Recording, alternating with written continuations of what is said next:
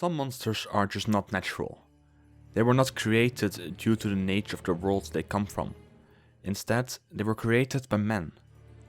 Some mages are fascinated with mutating creatures to create more powerful, efficient, and lethal beasts. One of the most notorious mages who partook in these acts was the mage Idaran of Ulivo, who was widely disliked among witchers. But the first ever creature we see in the games that was created by a mage wasn't created by Idaran. Instead, it was created by a different mage.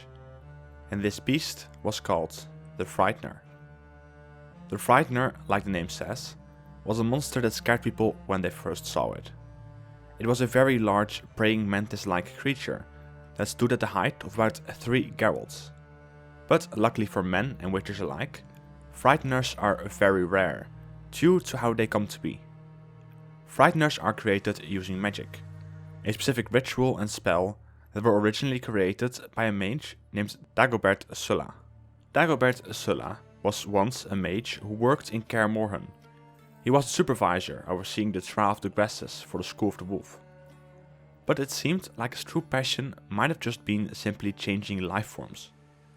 In his youth, he had studied under the Zerrikanian masters of alchemy. His experience would be used both on the Witchers, as well as his other hobby of creating new spells and beasts. But compared to mages like Idaran of Ulivo, Dagobert was a bit more responsible. When he created his Frightener, he realized what a mistake he had made. It was said that upon seeing this creation, he said, "What have I done?" before destroying the beast.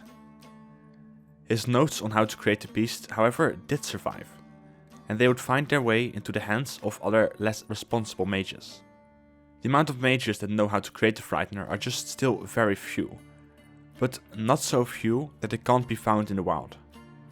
Most Frighteners are kept by mages on a leash, to control them to do their bidding. However, some Frighteners manage to escape, possibly due to the mage dying in combat.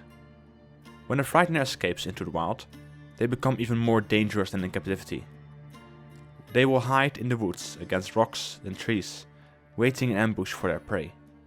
They can blend right in with their environment, which makes them even more deadly.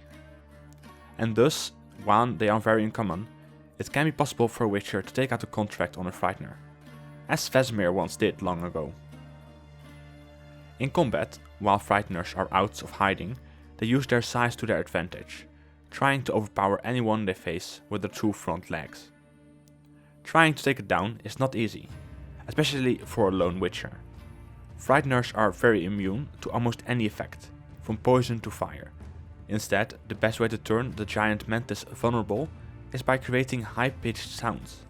It seems like the sensitive hearing of the beast can't deal with the sounds, and while it's distracted by the agony of its brain being overloaded by the sound, there's an opportunity for the Witchers to strike. But as I said before, it is unlikely to encounter a Frightener in the wild. The only Frightener that's appeared in the games was under the control of the mage Savola in The Witcher 1. So, what do you think of the Frightener? Would you like to fight one again in a future Witcher game? Till the next video. Bye.